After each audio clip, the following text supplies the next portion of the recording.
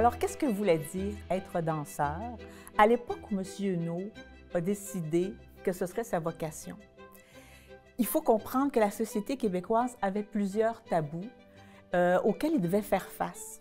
Le premier était bien sûr celui que l'on connaît de cette époque-là, qui était celui du clergé, qui avait une omnipuissance et qui donnait plusieurs interdits, qui donc inévitablement devenaient des tabous, à l'égard, entre autres, de la danse. Ce qui ne veut pas dire que la danse était prohibée sous toutes ses formes, mais il y avait quand même certaines restrictions de sa pratique qui faisaient en sorte que dans la société, on avait certaines réticences à la pratiquer dans certains contextes. Beaucoup moins, bien sûr, en ville, milieu d'où vient M. Huneau, mais néanmoins, il y avait dans les journaux de l'époque beaucoup d'interdictions par rapport à la danse. Donc, c'était le premier tabou auquel M. Huneau devait faire face. Le deuxième, c'est aussi lié à une différence de classe qui existait. Donc, il est certain que devenir d'une bourgeoisie montréalaise aurait été beaucoup plus facilitant pour M. Huneau. Si on pense aux deux autres hommes qui ont fait carrière à l'époque, Roland Lorrain et Marc Baudet, qui, eux, venaient de la bourgeoisie, leurs parents étaient suffisamment ouverts pour leur permettre de partir étudier en Europe et ainsi, ils ont tous les deux fait des carrières de danse en Europe comme danseurs professionnels. Possibilité que M. Huneau n'avait pas, compte tenu, et on y reviendra, de ses origines. Et le troisième tabou était bien sûr lié à la notion de virilité. Qu'est-ce qu'était un homme viril? Et assurément pas à cette époque-là un homme qui faisait de la danse. Alors, c'est un peu paradoxal parce que pour être un danseur de cette époque-là, il fallait déployer beaucoup de caractères liés à la virilité, comme la puissance, par exemple. Il fallait développer beaucoup de puissance dans le travail des jambes. Il fallait avoir un saut, un ballon, être capable de sauter haut, avoir beaucoup de force. Il fallait aussi tourner très rapidement et les hommes faisaient des doubles tours en l'air. Il fallait tourner droit. Donc, ça demandait beaucoup de puissance. Et il fallait aussi dégager une force qui était, bien sûr, qui incarnait toute la virilité qu'on peut repérer chez les danseurs de ballet. Pensons un peu aussi à quel était le Québec du temps où M. Huneau a décidé d'embrasser une carrière. D'abord, premièrement, il vient d'un milieu pauvre. Il vient de ce qu'on appelait à cette époque-là le Faubourg Amelas, qui est donc le quartier pauvre de l'Est, en opposition à Saint-Henri, qui était le quartier pauvre de l'Ouest. Donc, ses origines modestes et sa situation familiale, où il n'y a pas de connaissance particulière des arts et de la culture, fait en sorte que ça ne le prédestine pas au départ à avoir une carrière d'artiste et encore moins de danseur. Cela étant dit, il faut quand même penser que dans le Québec des années 30-40, il existe à Montréal des hommes qui ont des écoles de danse. Il y a Maurice Lacasse-Morenoff, qui a une école, et encore une fois dans l'est de la ville, et Gérald Crevier, qui a une école dans l'ouest de la ville.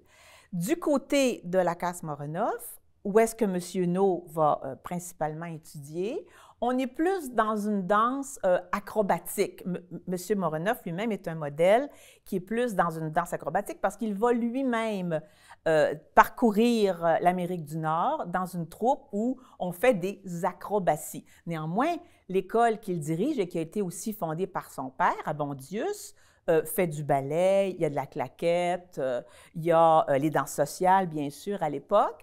Tandis que du côté de Gérald Crevier, où est-ce que, assurément, M. Huneau a probablement ou suivi des cours ou en tout cas été en contact, M. Gérald Crevier, lui, venait vraiment de l'équilibre qu'il y a entre une danse un peu plus, je dirais, populaire et une autre plus formelle, parce que lui, il a étudié en Angleterre pour passer les examens du Royal Academy of Dancing. Donc, il avait une formation très normée, je dirais, par rapport au ballet.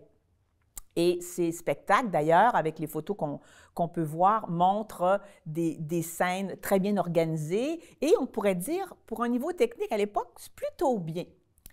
Alors, il se retrouve donc dans une situation où est-ce qu'il décide malgré tout. Alors, on peut comprendre que c'est une passion intrinsèque. Il la porte en lui et au-delà de tous ces facteurs-là qui ne semblent pas aidants du tout, il va quand même se dévouer à la danse. Et ce que l'on sait, c'est qu'il va se rendre à New York. Il va aller à l'American Ballet Theatre pour voir quelles sont les possibilités pour lui de continuer à travailler le ballet parce que, disons-le, c'est le ballet qui l'intéresse à l'époque. Et il va revenir, malgré tout, ce ne sera pas si probant à ce moment-là, il va revenir malgré tout à Montréal et va faire quelques spectacles avec l'école de la Casse-Moronoff, qui, à cette époque-là, travaille aux variétés lyriques et fait des opérettes, travaille beaucoup avec les opérettes des variétés lyriques. Donc, beaucoup de chance et j'imagine aussi sa détermination vont faire en sorte que, une année plus tard, après qu'il ait fait cette tentative à l'American Ballet de New York, l'American Ballet vient à Montréal et un danseur se blesse. Alors, on fait passer une audition. Il a déjà, M. No, assisté à une classe de maître de Rosella Hightower, qui travaille avec l'American Ballet, et elle dit à Anton Dolin, qui fait passer l'audition, « Écoute, j'ai peut-être quelqu'un pour toi qui pourrait faire l'affaire pour remplacer au pied levé le danseur qui vient de se blesser. » Et c'est M. No qui va se retrouver là.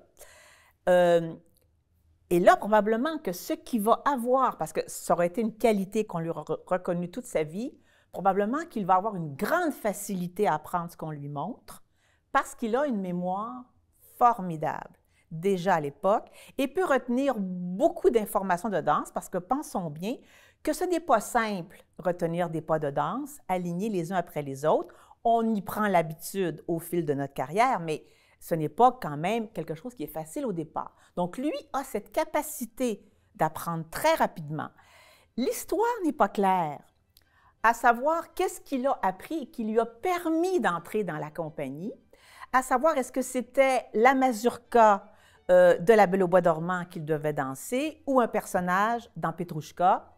On n'en sait rien parce que les biographies ne sont pas unanimes par rapport à cette question-là. Peu importe, en 1944, donc M. Fernand Boissonneau va se nommer maintenant Fernand No et va partir à New York avec la compagnie de l'American Ballet Theatre pour commencer sa carrière et pendant 21 ans, s'y consacrer et s'ouvrir sur un univers de danse qui, à cette époque-là, est dans une très grande effervescence.